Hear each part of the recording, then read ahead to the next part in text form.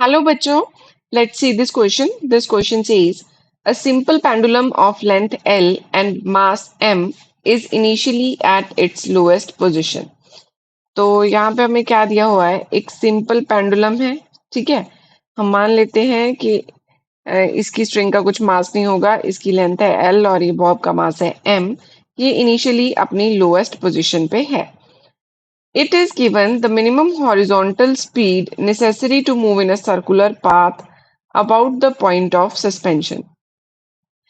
तो point of suspension के about अगर ये सर्कुलर इसको अगर हम हॉरिजॉन्टल स्पीड दे देते हैं, let's say v, minimum horizontal speed इसको दी गई है सो दैट ये एक सर्कुलर पाथ फॉलो कर सके, ठीक है, about the point of suspension. Let's say ये पॉइंट है ओ, इसके अबाउट ये एक सर्कुलर पाथ फॉलो कर सके। तो ये जो मिनिमम स्पीड हमें देनी पड़ेगी इसको, ये कितनी होगी?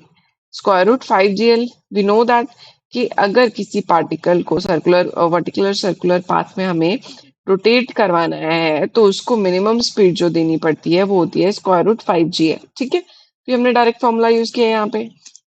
The tension in the string at the lowest position of the Bob is. तो यहाँ पे हमें पूछा है कि lowest position of the Bob में टेंशन क्या होगी स्ट्रिंग में। यहाँ पे टेंशन फोर्स टी लग रही होगी, यहाँ पे इसका वेट लग रहा होगा mg। तो t माइनस एम जी किसके बराबर आ जाएगा? M V square by R के, सेंट्रीफ्यूगल फोर्स की, है ना। अब देखो टेंशन की वैल्यू हमें फाइंड करनी है, तो ये आ जाएगा M G plus M V square by R. अब वी स्क्वायर की वैल्यू यहाँ पे पुट करेंगे, कहाँ से? इससे। तो M G plus M by R, V square की वैल्यू आ जाएगी 5gl, ठीक है।